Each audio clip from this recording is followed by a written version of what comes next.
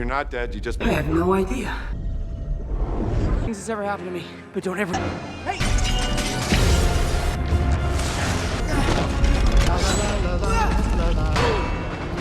This place! The mirror dimension.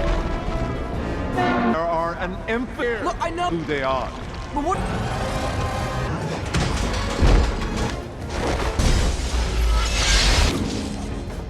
You could do geometry. I'll come pick you up when it's done. Sorry, sir, but...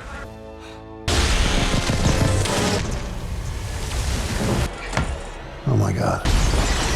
It's the guy from the bridge. You just... That all?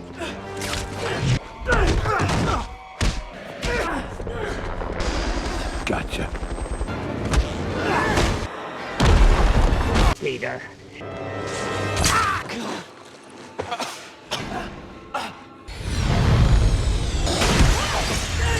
Peter.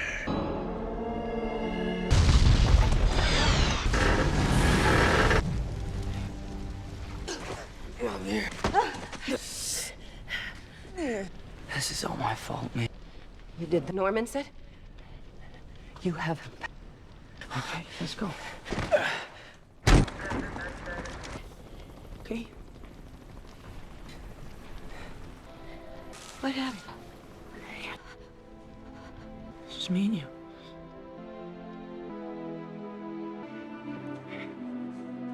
What are you doing?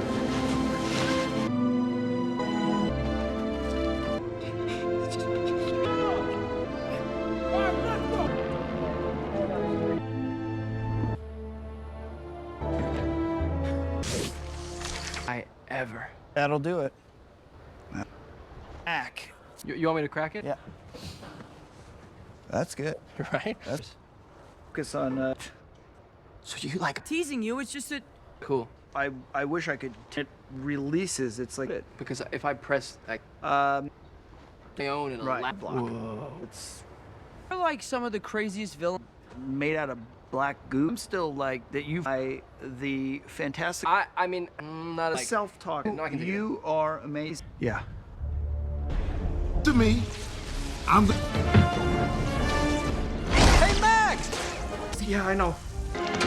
You just talk. I am. You ain't even the... Well, I got it. Eat the lizard! Where's the fucker?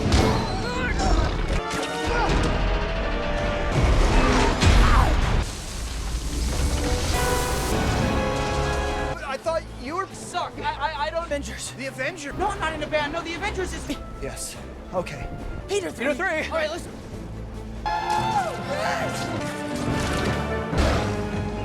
Sandman's first.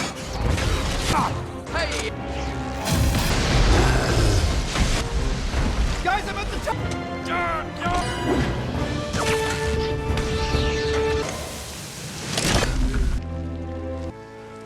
Just how do we stop him? I've never. That's not gonna work. This up close. Peter 2. Working. All right, no. Wait.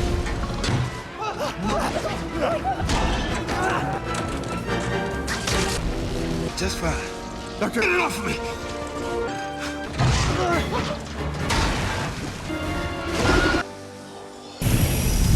Before you do anything. Talk. Heard it. Max. Can I tell you something? Oh man. Goddamn meals. In the palm of your hand. How are you? Canyon for 12 I know. hours. Can you? He could help. This is the wizard. Now. Can this?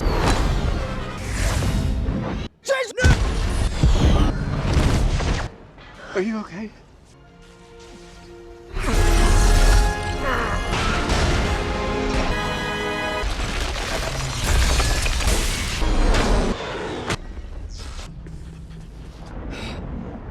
We're okay! Eek. Just... Attaboy.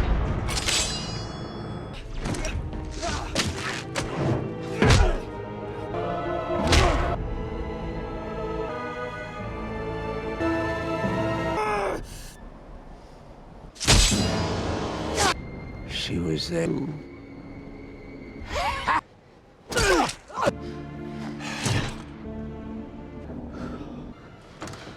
been still. It's real. Are there? Again? But the original way, before Me. No, he loves you. It would be as though you never. Do it. Call me Stephen. Yeah. So. Look, I really don't know how to... You're in so much pain, huh? I am. Aw, man, you should have... I don't know what your bars. Okay, you guys are good. You're safe. Get out of here.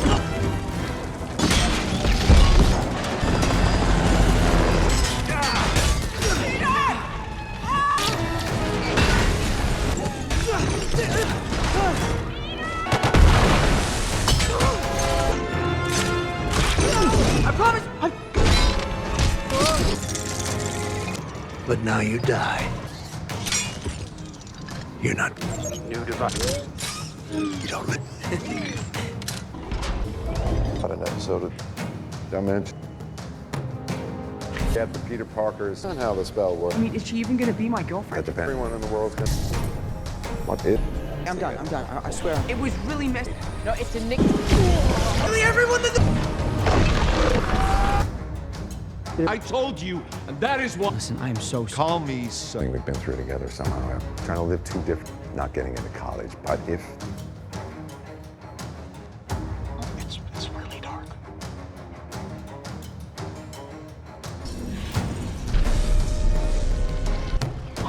What's he doing?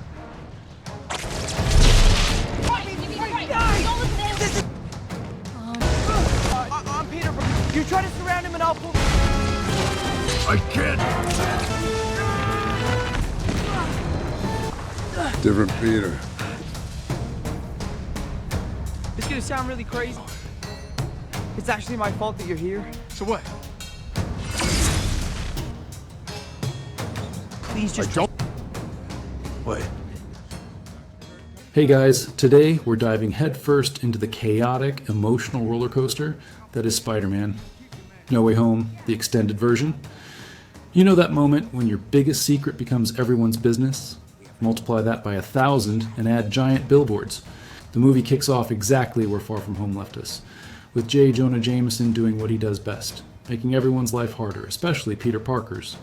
The entire world, thanks to Mysterio's posthumous reveal, now knows our friendly neighborhood wall crawler is actually a high school kid. Suddenly, Peter, MJ, and Ned are catapulted into a media circus worthy of a Kardashian family reunion. This is a passion project for me, and a like or a subscribe is the best way to show your support. So, if you're on board, join the crew. If not, thanks for watching anyway.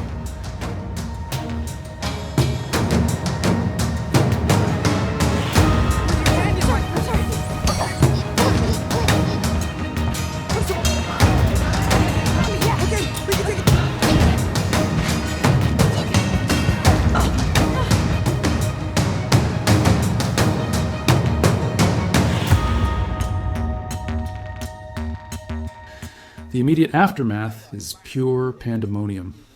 Peter and MJ are instantly mobbed, their every move scrutinized. The air is thick with the clicks of cameras and the shouting of reporters, a deafening assault on the senses. Peter, grappling with the sheer audacity of it all, scoops up MJ and tries to swing them to safety. But the news helicopters are like vultures, their rotor blades whirring aggressively, relentlessly chasing them through the urban canyon.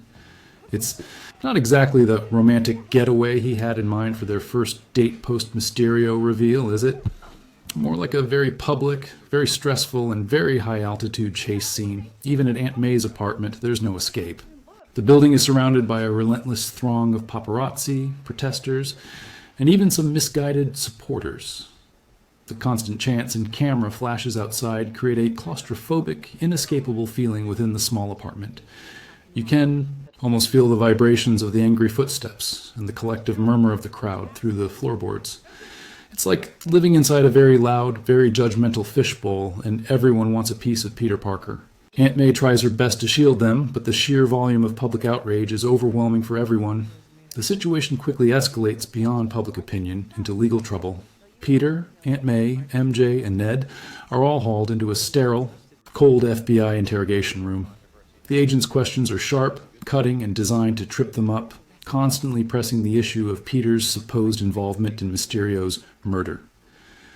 The uncomfortable silence between questions is thick enough to cut with a knife, broken only by the nervous tapping of a pen or the creak of a chair. It's a terrifying experience, especially for Ned and MJ, who are just teenagers caught in the crossfire of a superhero's life. This whole being famous thing isn't exactly panning out like they envisioned, is it? Adding insult to injury, Jay. Jonah Jameson, bless his perpetually angry heart, continues his relentless smear campaign on the Daily Bugle.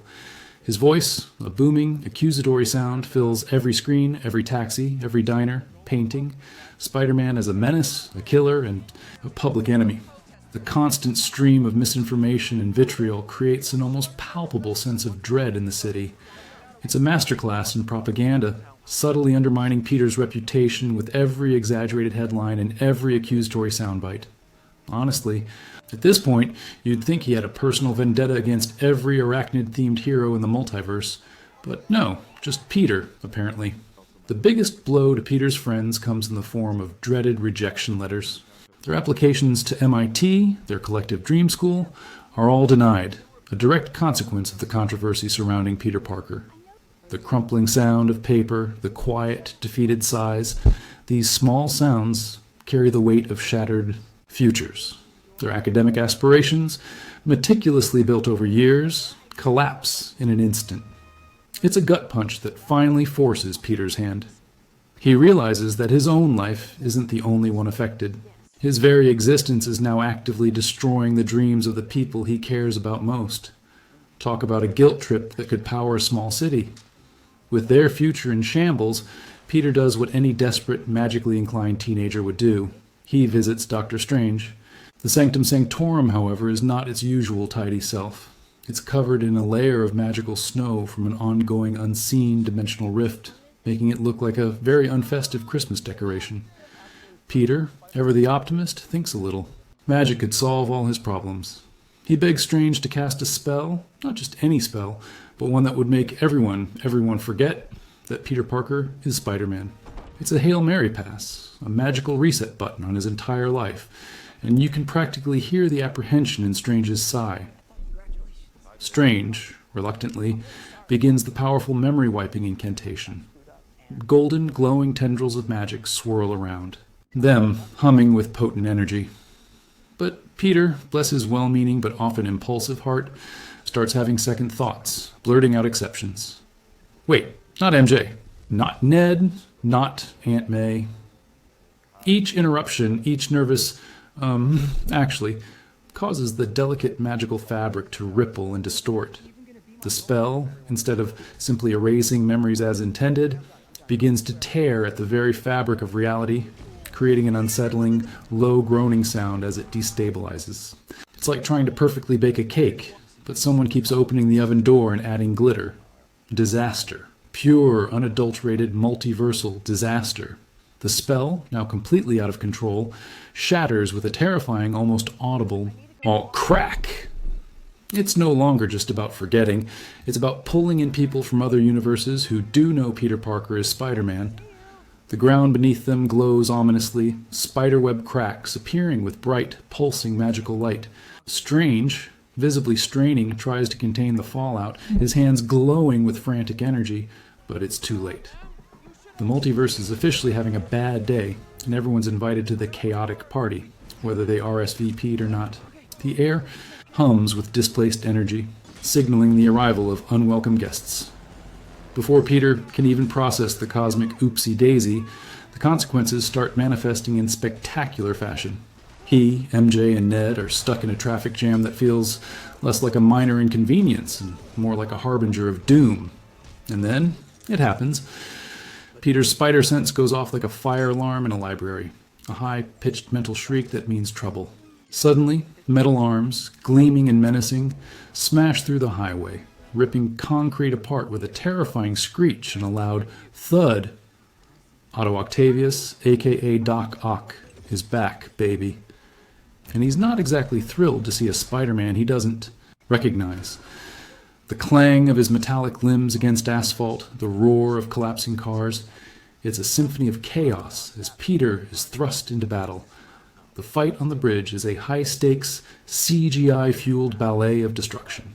Doc Ock, with his signature mechanical appendages that move with a terrifying metallic grace, quickly overpowers Peter. He even manages to latch onto Peter's advanced iron spider suit, temporarily hijacking its nanotech. The sound of the metallics, arms tearing at the suit, the sickening thud of Peter hitting concrete barriers. It's a visceral experience. Peter barely manages to gain control, using the nanobots to integrate Ock's arms into his own suit. You can almost hear the nanobots whirring and shifting as Peter gains the upper hand, turning Ock's own weapons against him. Take that, evil tentacles. But before they can even catch their breath, a chilling, unmistakable cackle echoes through the urban canyon. The Green Goblin, on his iconic glider, makes his dramatic re-entry, throwing pumpkin bombs and wreaking havoc. The explosion's boom is deafening, sending shockwaves through the already damaged bridge. He's got that menacing grin and that unnerving laugh, which frankly should come with a trigger warning. Just when you think things can't get any worse, boom, literally. The tension ratchets up another notch as Peter realizes he's dealing with more than just one displaced supervillain. This isn't just a bad day, it's a multiversal nightmare unfolding in broad daylight, just as the situation threatens to become a full-blown supervillain convention in downtown New York. Dr. Strange arrives, looking decidedly unamused. He's got that "I told you so" looks that only a master of the mystic arts can truly pull off. With a few swift gestures and the whirring sound of sling ring portals opening and closing, he quickly snatches up the other wayward baddies. Max Dillon, aka Electro, with his shocking personality, Flint Marko, the shape-shifting Sandman, and Dr. Kurt Connors, the reptilian lizard. It's a magical capture the flag, and Strange is winning.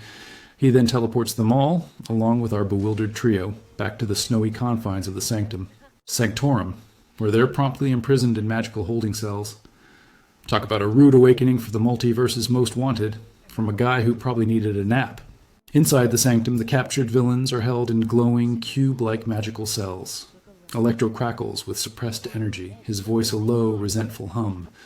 The lizard snarls and thrashes, his reptilian scales scraping against the invisible barrier with a distinct shuck sound, while Sandman remains a shifting, sandy presence. They're disoriented, angry, and definitely not keen on being magically incarcerated. Strange explains the rules in a very no-fuss, no-muss manner, his voice crisp against the low hum of the magical containment fields. It's like a very exclusive, very dangerous supernatural prison break waiting to happen, except without the break part yet, thankfully. Once everyone's safely, or unsafely, depending on your perspective, locked away, Strange lays down the law. His plan is simple: send them all back to their respective universes, where they'll inevitably meet their canon fates, which usually involve a not-so-happy ending courtesy of another Spider-Man. Peter, however, sees things differently. He looks at these villains and sees broken people who are about to die. He argues that he has a responsibility to help them, to try and cure them of whatever made them bad. It's a classic Peter Parker move, always trying to save everyone, even the ones who are actively trying to zap him. The tension between their clashing moral compasses is palpable, a silent hum in the cold stone chamber. Peter, unwilling to give up on his moral quest, resorts to a bit of friendly deception. He tricks Strange, briefly distracting him before swiping the magic box that controls the spell. Strange, momentarily caught off guard, is then pushed into a portal Peter conjures with the sling ring, trapping him in the mirror dimension. The audible whoosh of the portal closing and Strange's surprised grunt are priceless. Peter quickly closes the portal, leaving the master of the mystic arts bewildered and very, very annoyed. It's a bold move, effectively telling an all-powerful sorcerer, "Thanks for the ride, but I'll take it from here." Definitely not the recommended way to interact with interdimensional beings, but hey, desperate times, right? With Strange temporarily out of commission, Peter, Aunt May, Ned, and MJ take the villains to Happy Hogan's surprisingly spacious, conveniently empty apartment. It's not exactly a state-of-the-art supervillain rehabilitation center, but it's got Wi-Fi, a kitchen, and plenty of space for mad science experiments. The sounds of the villains' grunts and struggles as they're guided into the apartment, the thud of their feet on the polished floor, create a bizarre atmosphere. Happy Hogan, upon discovering his apartment has become a multiversal prison and lab, is, to put it mildly, not thrilled. "What the is going on here?" he bellows, a sentiment many of us might share after finding a reptilian man in our living room. Aunt May, ever the grounding force in Peter's life, offers him a moment of quiet, powerful guidance. Her voice is soft but firm as she reminds him of their shared belief that with great power comes great responsibility. She encourages him to pursue the cure, to do the right thing, even when it's incredibly difficult and dangerous. Her hand on his shoulder, a comforting, familiar touch, provides Peter with the resolve he needs. It's a poignant scene, emphasizing her unwavering faith in him and solidifying his commitment to heroism, regardless of the personal cost. She's basically his emotional support human, and she's doing a stellar job. First up on the impromptu treatment plan, Doc Ock. Peter, utilizing his superior Stark tech knowledge, quickly sets about repairing Otto's inhibitor chip, the device that keeps his mechanical arms from controlling his mind. The subtle whirring and clicking sounds of the nanotech as it recalibrates the chip are almost surgical.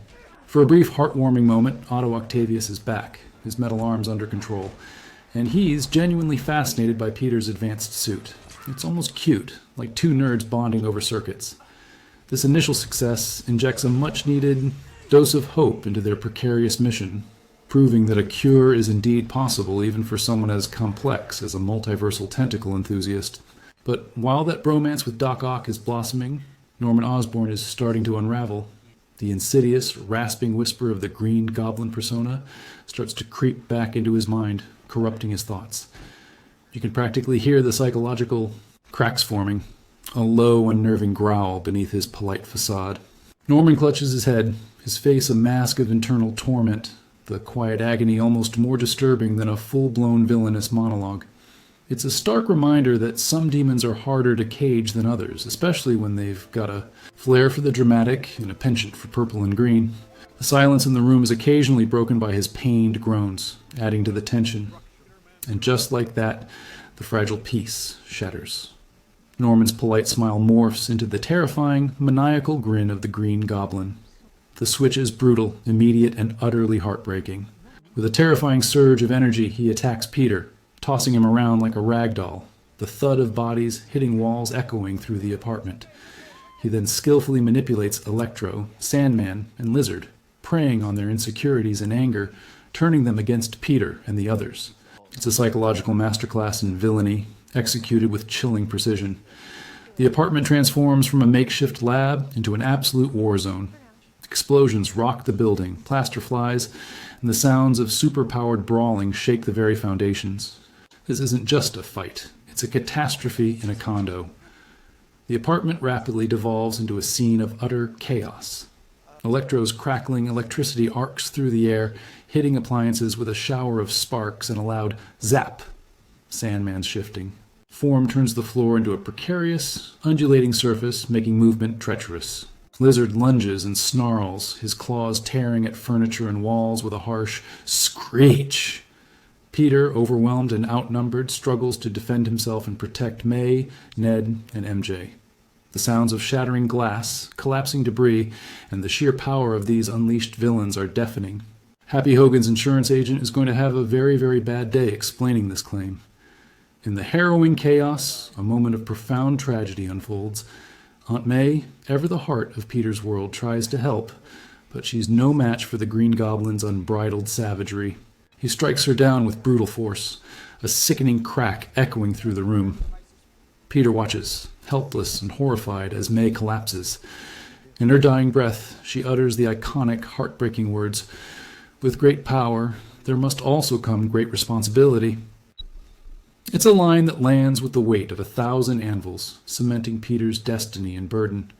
The quiet, ragged gasps for air, the gentle brush of her hand against his cheek, then the terrifying silence. Her death isn't just a loss, it's a gaping wound in Peter's soul, ripping away his last direct link to his innocence. The anger simmering within him turns into a raging inferno. After May's death, Peter is shattered, broken beyond anything we've seen before.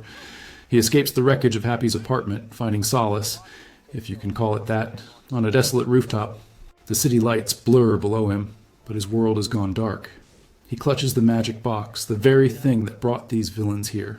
A constant, tactile reminder of his failure and immense loss. The quiet sobs, the ragged breaths, the sheer weight of his despair. It's agonizing to witness. All of Peter's usual optimism is gone, replaced by a cold, searing rage. He wants justice. He wants revenge. And for the first time, he doesn't care about curing anyone. He just wants to make the Goblin pay. The air around him feels heavy with unspoken curses and the deafening silence of profound grief. While Peter is off having his existential crisis, Ned and MJ are understandably distraught and scared. They're back at school, reeling from the events. Ned, ever the inquisitive one, finds himself with Dr. Strange's sling ring. You know, the one that makes sparky little portals? He starts fiddling with it, jokingly saying, "Find Peter Parker," probably hoping for some pizza. To their utter astonishment, a portal opens, and out steps, not their Peter Parker, but a different Peter Parker. The gasp of surprise, the clatter of the ring dropping to the floor, it's a moment of pure, unadulterated shock. He tries again, and lo and behold, a third Peter Parker arrives. It's like a superhero potluck, and everyone brought a Spider-Man. Through the glowing, crackling portal steps a figure that sends a jolt of recognition through the audience. Tobey Maguire's Spider-Man. He looks around, a gentle hum of confusion in his posture, a soft rustle of his classic suit as he takes in the unfamiliar surroundings. His initial reaction is one of cautious curiosity, a subtle tilt of his masked head. The quiet whoosh of the portal and the soft thud of his landing are almost reverent in their simplicity. It's a moment packed with nostalgia, a direct link to the foundational Spider-Man films. You can practically hear the collective gasp of every fan watching, a truly iconic entrance. And then, as if one wasn't enough, Ned accidentally conjures another portal. Out of it swings Andrew Garfield's Spider-Man, his posture more agile, his movements a bit more frenetic, a subtle nervous energy radiating from him. The swift, almost silent thwip of his web as he lands, followed by a slight, anxious rustle of his suit, immediately sets him apart. He's got that slightly more angsty teen vibe that we all remember and love. The sheer bewilderment on Ned and MJ's faces is priceless as they realize they've just opened a multiversal superhero Uber service. 2 Spider-Men for the price of 1 accidental sling ring gesture? Not bad, Ned. Not bad at all. The scene where all 3 Peters meet is pure cinematic gold.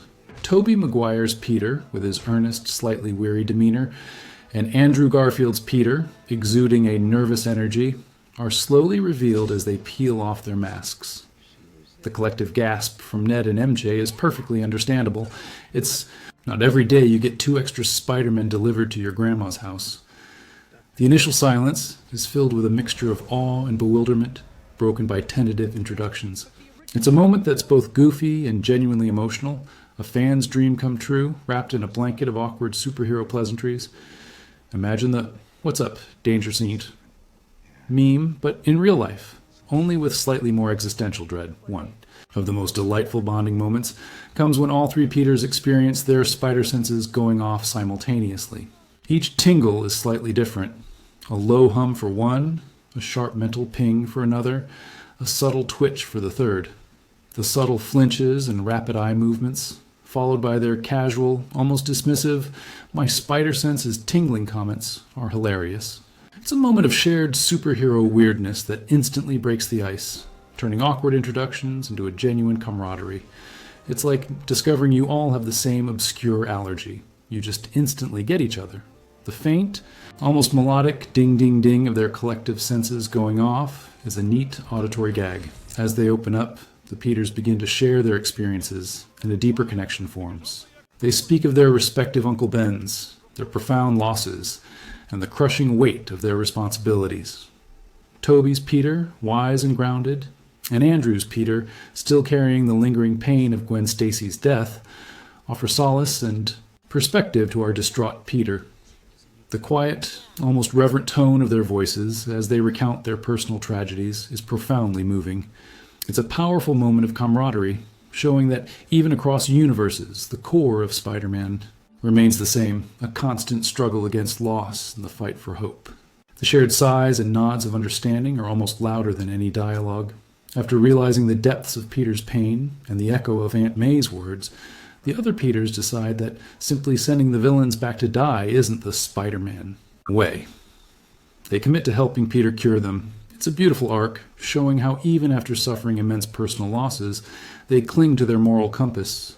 The three Spideys set up shop, combining their diverse scientific expertise, Toby's classic genius, Andrew's street-smart ingenuity, and Tom's cutting-edge tech. The sound of their intense discussions, punctuated by the occasional aha moment and the quiet hum of their experimental devices, creates an atmosphere of focused urgency. It's like a superhero science fair, but with much higher stakes and way cooler experiments. The workbench becomes a hub of multiversal genius. They brainstorm, debate, and even respectfully disagree on the best approach for each villain. For Electro, they need a power dampener. For Sandman, a way to restabilize his molecular structure. For Lizard, an antidote for his reptilian transformation. The sound of their intense discussions, punctuated by the occasional aha moment and the quiet hum of their experimental devices, creates an atmosphere of focused urgency. It's truly inspiring to see these three from different universes, different eras, working as a seamless unit, their shared purpose overriding any initial awkwardness. Who knew a multiversal team-up could be so wholesome, even when dealing with supervillains? While the Peters are busy with their lab work, Ned and MJ become the indispensable search and rescue team. Using Strange's sling ring, Ned figures out how to track the villains, opening portals directly to their locations. Imagine their surprise when a random glowing portal appears in front of them. The whoosh and sudden appearance of the portals are startling, adding a touch of magical realism to their detective work. They're like the ultimate tracking app, only with more sparks and less data privacy.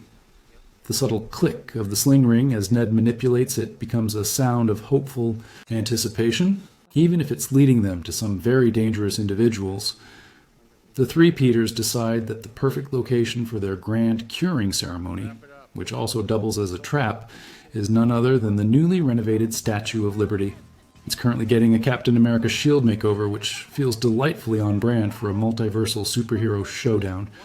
The clanking of metal as they set up their elaborate curing array, combined with the distant sounds of construction, builds the tension. It's a massive, iconic landmark, ripe for an epic showdown. You can almost hear the faint creak of the scaffolding and the clang of metal beams as they transform it into the ultimate superhero arena. It's time for the final act, folks, and this stage is going to be epic. The stage is set, the tension is unbearable, and then, with a glorious thwip and the whoosh of their webs, all three Spider-Men swing into action at the Statue of Liberty. It's a sight to behold, a true holy cow moment for any fan. They move with an almost telepathic coordination, a testament to their shared experience, even if they've only just met. The simultaneous thwips of their web shooters create a powerful, unified sound, a true symphony of heroism. The wind whistles past them as they descend, their capes, or lack thereof depending on the Spider-Man, fluttering dramatically. This isn't just one hero, it's a united front, ready to take on whatever the multiverse throws at them. Electro, never one to shy away from a grand entrance, or a grand exit for that matter, immediately unleashes a devastating blast of electricity. The air crackles with a loud zap as blue lightning bolts arc towards the Spider-Men, forcing them to scatter and evade with impressive agility. His booming voice, amplified by his power, echoes across the battlefield. It's a shocking reminder, well, pun absolutely intended, of his raw power and the danger he poses. The distinct, almost painful hum of the electricity in the air adds a layer of palpable threat, reminding everyone that this isn't just a friendly game of tag. This guy's got enough juice to power a small country, or at least a very large Christmas light display. First up on the curing menu, Electro. He's a walking power grid, blasting bolts of pure energy with a crackling, aggressive sound. Andrew's Peter, having faced Max before, takes the lead, dodging lightning bolts with impressive agility. He moves with a graceful, almost dance-like quality, his suit rustling softly with each swift movement. He's strategically drawing Electro towards their makeshift arc reactor, a plan that relies on his intimate knowledge of Max's powers. The high-pitched snap of Electro's lightning bolts narrowly missing Andrew creates a thrilling high-tension chase. It's a brilliant display of his agility and strategic thinking, proving that even a sad boy can still have some killer moves. Together, the Peters manage to lure Electro into position, deploying a device that resembles an arc reactor, specifically designed to drain and stabilize his powers.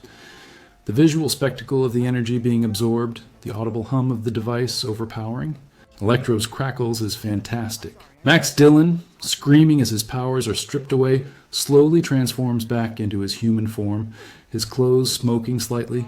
The sudden drop in the electrical hum as his powers dissipate is almost jarring in its quietness. It's a moment of scientific triumph, a testament to... Next, they tackle Sandman. He's a formidable opponent, his body constantly shifting, making him hard to pin down. His massive, sandy fists thump against the ground, sending tremors through the metal structure. He morphs into towering, menacing forms, his voice a deep, rumbling growl as he tries to crush them. The constant shifting and reforming of his body creates a soft, abrasive shash sound, a reminder of his power.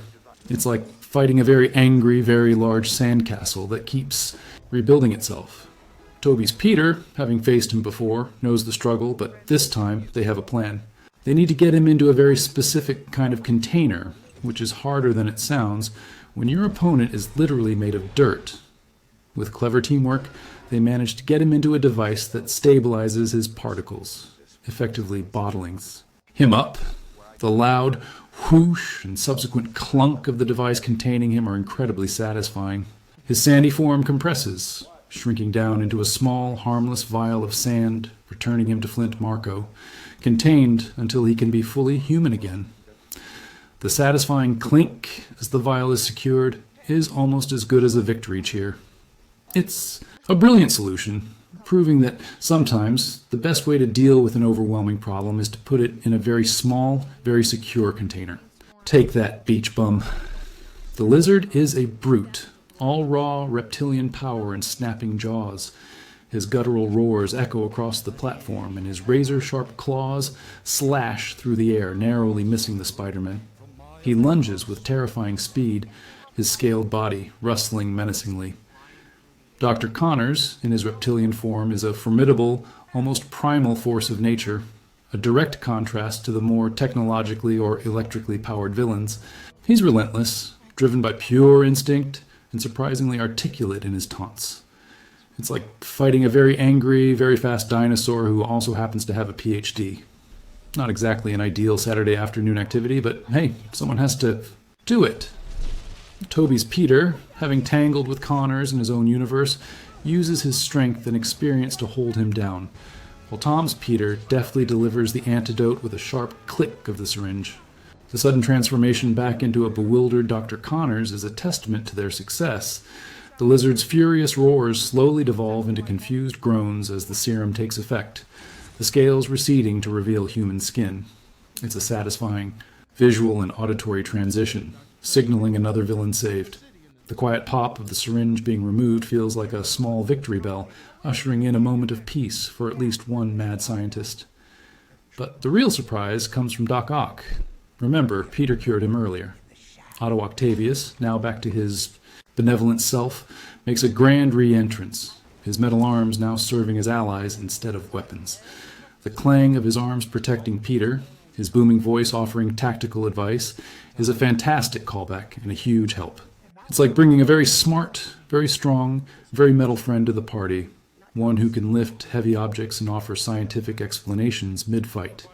The metallic thwack of his arms deflecting attacks adds a powerful percussive element to the battle, turning him from foe to friend in the most awesome way possible.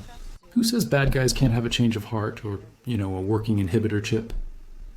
Despite their successes, the Green Goblin remains a truly unhinged and terrifying force. He's not just fighting, he's actively trying to break Peter, emotionally and physically. He lands brutal blows, each punch resonating with a sickening thud against Peter's suit. The Goblin's maniacal cackle pierces the air, adding to the psychological torment. Peter is clearly overwhelmed, his grunts of pain and ragged breathing audible as he struggles to defend himself. This isn't just a battle of physical strength, it's a battle for Peter's soul, and Goblin is pulling out all the stops to push him. over the edge. It's a dark moment, revealing the dangerous edge of Peter's grief and Goblin's unyielding cruelty. Tom Holland's Peter, still raw from Aunt May's death, completely snaps. His controlled fighting style devolves into a desperate, furious brawl. The grunts of effort, the ragged breathing, the sheer unbridled rage in his attacks. It's chilling. He beats the Goblin relentlessly, his blows landing with a ferocity that's hard to watch. You can almost hear the blood pulsing in Peter's ears, drowning out everything but the primal urge for vengeance. The sickening crack of each punch is loud, visceral. It's a moment of profound darkness for our hero, teetering on the edge of becoming everything he fights against. He's not just swinging, he's fighting for retribution, and it's terrifying to witness. Just as our Peter is about to deliver a fatal blow to the Goblin, crossing a line he might never recover from, the other Peters intervene. In a moment of intense emotional resonance, MJ accidentally falls from the crumbling Statue of Liberty. Andrew's Peter, haunted by his inability to save Gwen Stacy, leaps into action. The desperate whoosh of his swing and the frantic thwip of his web shooters create a powerful sense of urgency. He catches her, a moment of profound redemption that lands with a poignant thwip and a relieved gasp. It's a beautiful, full-circle moment for his character, and you can practically hear the collective sigh of relief from the audience. He finally gets to save his MJ. Simultaneously, Toby's Peter, ever the moral anchor, steps in front of Tom's. Peter, directly in the path of the Goblin's razor-sharp glider. The metallic clang of the Goblin's glider piercing Toby's back is a horrifying sound, a sickening twist of fate. It's a stark, visceral reminder of the stakes and the cost of vengeance. Toby's pained grunt and subsequent collapse silences the battlefield, a stark, painful tableau. His sacrifice, a quiet act of immense bravery, stops Tom's Peter from making an unforgivable mistake. He truly embodies the hero's burden, showing what it means to choose peace, even when it costs you dearly. The collective gasp from the audience is almost as loud as the wound itself. Even with a glider embedded in his back, Toby's Peter, with a grunt of immense effort, manages to rally his strength. He takes the serum Peter had prepared and, with a final surge, injects Norman Osborn. The sudden, violent convulsions as the Goblin persona is finally purged, the guttural screams turning into pained whimpers, are difficult to watch. Norman Osborn, confused and disoriented, looks up, no longer possessed by the malevolent spirit. The battle is finally over, and the last, most dangerous villain is cured. The quiet thud of the empty syringe hitting the ground and signals the true end of the fight. It's a moment of victory, but it's bittersweet, stained by the fresh wound in Toby's side. Redemption earned, but at a cost. Just when everyone thinks they can finally catch a breather, Doctor Strange reappears, looking absolutely frantic, a faint pop accompanying his arrival. The sky above them is a cosmic kaleidoscope of cracks and glowing rifts, a visual metaphor for reality itself coming undone. The sound of reality tearing, a low, ominous rumble, is terrifying. Strange explains that the botched spell isn't just pulling in a few villains, it's tearing open the multiverse, threatening to pull everyone who knows Peter Parker into their universe. Imagine the ultimate too many cooks in the kitchen scenario, but instead of ruining dinner, it's ruining existence. He's got that "I warned you, you little turd" look, but with an added layer of, "Oh God, we're all doomed." Panic. This is Peter's defining moment, the one where he truly embraces the great responsibility. With the multiverse literally on the brink of imploding, Peter makes the most gut-wrenching decision imaginable. He tells Strange to cast a new spell, a final ultimate one that will make everyone across all universes forget Peter Parker entirely. Not just Spider-Man, but Peter Parker, the kid, the friend, the boyfriend. The sheer silence of that decision, the quiet acceptance of his lonely fate, is deafening. It's a profound sacrifice, erasing his entire existence from the memories of everyone he loves, just to save reality. The weight of that choice is almost palpable, a heavy cloak settling over him. It's a real hold my beer, I'm about to get erased moment. The goodbyes Peter shares with MJ are absolutely brutal, real tearjerkers. He pulls her into a final desperate hug, her muffled sobs audible against his shoulder, his own voice cracking with raw emotion. He tells her he loves her, makes her promise to remember him, even though he knows she won't. The soft fabric of her sweater is a fleeting comfort, a last tactile connection to the life he's about to sacrifice. It's the ultimate act of love and sacrifice, watching someone you cherish fade from your memory for their own good. Truly heart-wrenching stuff, probably requiring a whole box of tissues, or at least a big sleeve for your emotional sniffles. The quiet sniffles and hushed words are powerful. After his agonizing farewell with MJ, Peter turns to Ned. Their goodbye is more understated, a silent acknowledgement of their deep, shared history about to be erased. He gently places a hand on Ned's shoulder, a gesture of deep friendship about to be forgotten. The quiet, almost whispered words, the shared, tearful glance. It's a moment steeped in tragic irony. Ned, the loyal friend, the guy in the chair, is about to forget every adventure, every laugh, every thwip that defined their bond. It's a profound loss, a deliberate act of emotional self-exile. Imagine erasing your best friend from your mind. That's pretty hardcore, even for a superhero. And then, with a surge of cosmic energy and the crackle of reality bending to his will, Doctor Strange casts the final spell. Golden light erupts, consuming Peter, washing over the entire world. The sound is a majestic, terrifying hum, a symphony of creation and erasure. For a moment the sky is filled with swirling colors, and then a profound silence descends. Peter, Parker, as anyone knew him, ceases to exist in the collective consciousness. It's not just a memory wipe. It's a resculpting of reality itself. When the light fades, Peter is alone, truly alone, in a world that no longer remembers his face, his name, or his sacrifices. It's an incredibly somber yet powerful reset button on an entire superhero franchise. Talk about a fresh start you didn't ask for. The aftermath is a stark, almost brutal reality. Peter wakes up in a dingy, sparsely furnished apartment. The quiet emptiness a stark contrast to the lively chaos of his previous life. There are no familiar faces, no calls from Happy, no text from Ned, no laughter from MJ. He is truly alone, a ghost in his own life. The only thing he has is a small framed photo of his friends, a visual cue that means nothing to anyone else but a vague, unsettling feeling for him. The silence of his new life is deafening, punctuated only by the distant sounds of the city, which now feels colder, more indifferent. It's a poignant portrayal of utter isolation, the price of saving the universe. Driven by an instinctual longing, Peter eventually finds MJ working at a donut shop. He stands outside, watching her laugh, easily with Ned, observing the simple joy he can no longer be a part of. His heart aches with a familiar pain he can't quite place, a silent thump-thump against his ribs. He almost walks in, almost reintroduces himself, almost shatters their peaceful oblivion.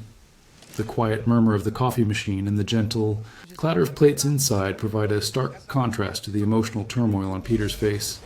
It's a moment of profound internal struggle, the longing palpable in his hesitant steps. But he stops, the words catching in his throat. He realizes that, by bringing himself back into their lives, he would only be putting them in danger again. The quiet crunch of snow under his shoes as he turns and walks away, the soft murmur of their laughter fading behind him, is an agonizing sound. It's a powerful, selfless decision, choosing their safety and happiness over his own desperate need for connection. He's choosing to be forgotten, to be the anonymous guardian, allowing them to live peaceful lives. It's a hero's sacrifice, not in a battle, but in the quiet, lonely streets of New York, proving that sometimes the hardest choices are the quietest ones. With no personal life to fall back on, Peter dedicates himself entirely to being Spider-Man. He moves into a tiny, dingy apartment, a visual representation of his new, humble beginnings. The creak of the floorboards, the distant city noises echoing through the thin walls, create a sense of profound isolation. He's no longer the high-tech, Stark-enhanced hero. He's back to basics, completely anonymous, completely alone. It's a stark contrast to the luxurious apartments he once frequented, a physical manifestation of his sacrifice. This is his new normal, stripped bare of all comforts, a stark testament to the price of saving the world.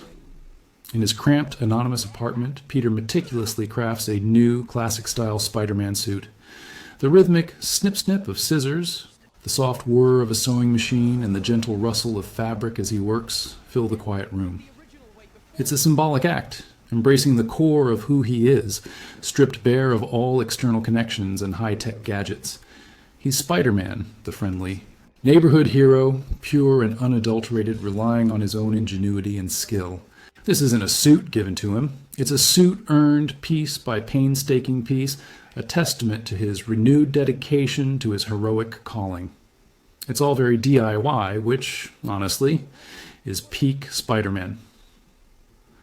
The movie closes with Spider-Man swinging through the snowy canyons of New York City, a silhouette against the twilight.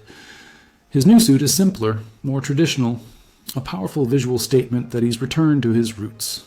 The satisfying thwip-thwip of his webs, the exhilarating whoosh as he glides between buildings, is back to being purely his own. He's no longer burdened by the public's opinion of Peter Parker, only by the responsibility of Spider-Man. He's a ghost, an urban legend, an anonymous guardian. It's a poignant yet hopeful ending, emphasizing that true heroism isn't about fame or recognition, but about making the right choice, even when it costs you everything. He's there, watching over the city, even if no one remembers why, and frankly, that's pretty epic. And so, our journey through Spider-Man No Way Home concludes with a powerful, lingering thought. This movie, in its extended glory, truly explores the meaning of sacrifice, the weight of responsibility, and the enduring spirit of heroism. Peter Parker's choice to be forgotten, to erase himself from the lives of those he loved, is a testament to the selfless core of what it means to be Spider-Man. It reminds us that sometimes the greatest acts of love are the ones where we let go, where we put others' well-being above our own deepest desires for connection. It's a challenging, yet ultimately uplifting message about choosing duty over personal happiness and finding strength in solitude. What a wild, emotional ride. Thanks for watching, and remember, with great power comes...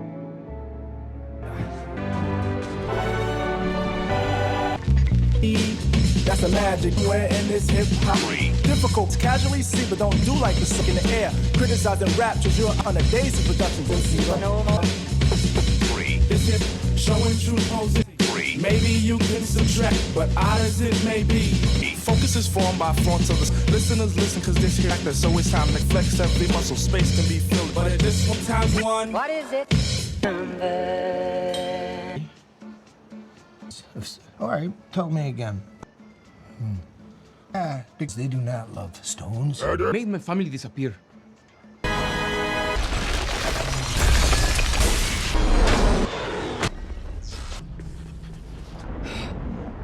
We're okay!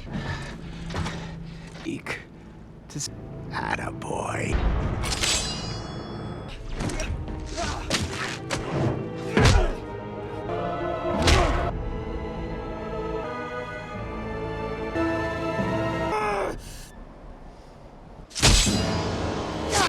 She was there.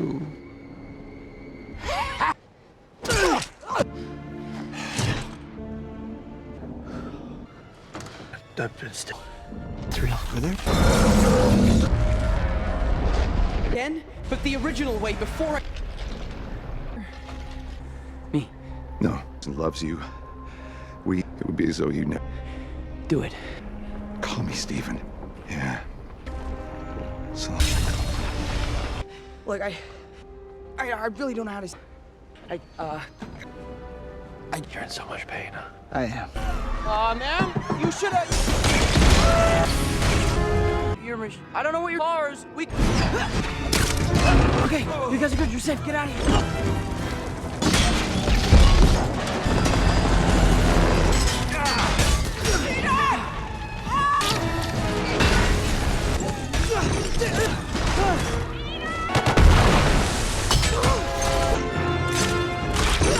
I promise. But now you die. You're not. New device. You don't live. Got an episode of Dimension. Get the Peter Parkers and how the spell works. I mean, is she even gonna be my girlfriend? That depends. Everyone in the world's gonna... What it? I'm done. I swear. It was really messy. No, it's a Nick.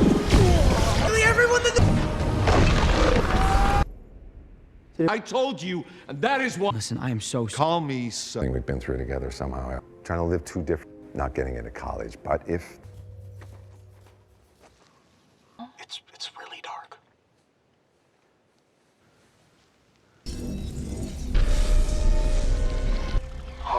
What's he doing?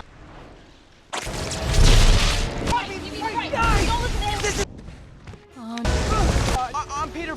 You try to surround him and I'll pull. I can't. Different Peter. It's gonna sound really crazy. It's actually my fault that you're here. So what? Please just don't. Wait. Dr. Kirk, then he tried to turn the whole city into. Speaking of which, what happened to you? You know, It's complicated. A wizard? You can keep your man. Yeah, But hey, A tree monster or like a... we have a new world in the shadow. Hey, May. Hey, Peter. I'm... What happened to you? What happened, Norman? You flew around on. Throat. And then... Let me tell you something. I was data. I was about to turn into pure. I was about to die. Great, you caught another one. They finished the proper ritual. Parrish? Not yet. It's their fate. Multiverse.